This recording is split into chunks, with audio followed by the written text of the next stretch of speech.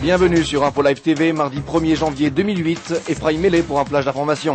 Un échange de prisonniers permettant la libération du soldat israélien Gilad Shalit, détenu à Gaza depuis le mois de juin 2006, pourrait être conclu durant les 2 prochaines semaines, selon une information révélée par le quotidien palestinien Al-Hayam.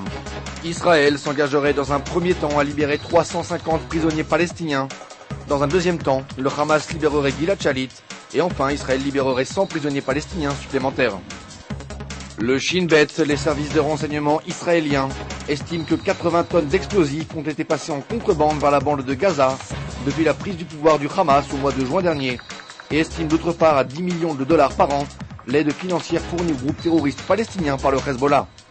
Le Shin Bet a aussi annoncé que l'année 2007 avait été une année marquée par les succès israéliens notoires dans la lutte contre le terrorisme. À quelques jours de la publication du rapport final de la commission Vinograd, le comité des affaires étrangères et de la défense de la Knesset a publié son propre rapport sur la guerre et les leçons à retenir pour le futur. Selon ce rapport, publié lundi, l'armée israélienne n'avait mis au point aucune stratégie permettant de combattre efficacement le Hezbollah, et ce manque de préparation fut la cause de nombreuses erreurs.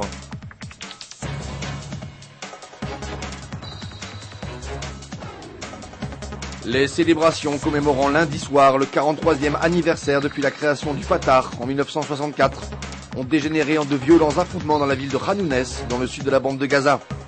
Selon des sources médicales palestiniennes, 6 Palestiniens ont été tués et 30 autres blessés dans les échanges de feu opposant les factions rivales du Hamas et du Fatah, à la suite de l'interdiction par le Hamas de toute manifestation du Fatah dans les rues de Gaza.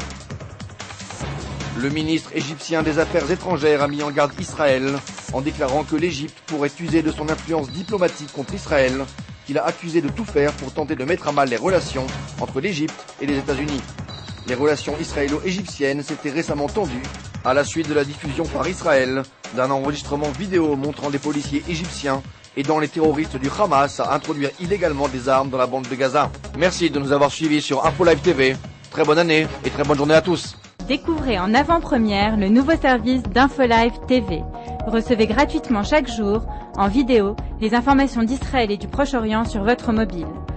Pour vous abonner, entrez sur notre site www.infolive.tv et cliquez sur la bannière Service téléphone mobile.